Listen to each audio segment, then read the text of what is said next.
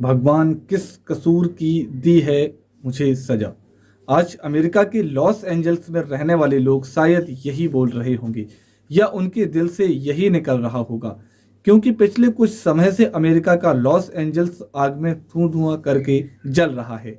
सबसे पहले तो आप सभी को क्लियर कर दूं कि अमेरिका के लॉस एंजल्स में आग लगने की जो वजह सामने आई है, वो सबसे बड़ी वजह है कि वहाँ तेज हवाएं चल रही हैं और बारिश नहीं हो पा रही है। बहुत तेज मौसम में परिवर्तन हो चुका है और एक प्रकार से सूखे की स्थिति पड़ चुकी है, जिससे तेज हवाओं के कारण लपटें आ रही हैं और आग बहुत तेजी से जंगल की तरह फैलती जा रही है।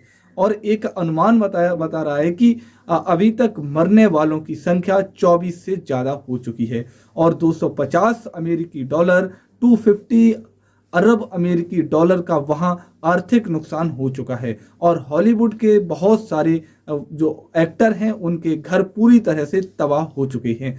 बहुत बड़ी बड़ी इमारतें, बहुत बड़े बड़े महल समाप्ति की ओर हैं, राख बन गई हैं, खंडहर बन गई हैं। कुछ लोग पूछ रहे जानना चाहते हैं कि अमेरिका पर आग पर काबू पाने के लिए क्या कर रहा है।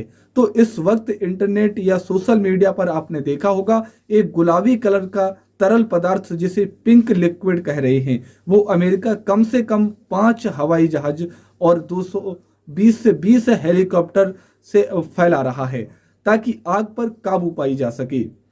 एक्चुअली है क्या कि वो आग जो होती है वो ऑक्सीजन के संपर्क में आने से ज्यादा फैलती है।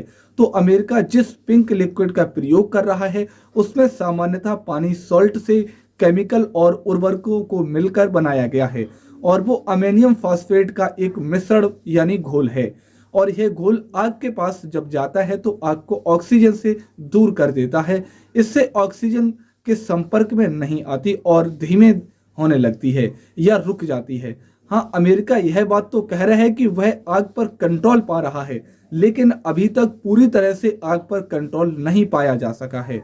मैं ईश्वर से प्रार्थना करूंगा अमेरिका को इस वक्त इतनी शक्ति दे कि वह आग पर कंट्रोल पाए और वहां ज्यादा से ज्यादा जो जन हानि का नुकसान ना हो, क्योंकि अगर अगर आर्थिक हानि हो गई तो अमेरिका उसकी भरपाई कर लेगा, लेकिन जिन माता पिता की बच्ची चली गई, जिन बच्चों के माता पिता चले गए, शायद अमेरिका इनकी भरपाई फिर कभी नहीं कर पाएगा। इसलिए भले ही अमेरिका एक अन्य देश है, लेकिन हमें चाहिए कि इस वक्त मानवता के नाते हम अमेरिका के नागरिकों के लिए दुआ जरूर करें।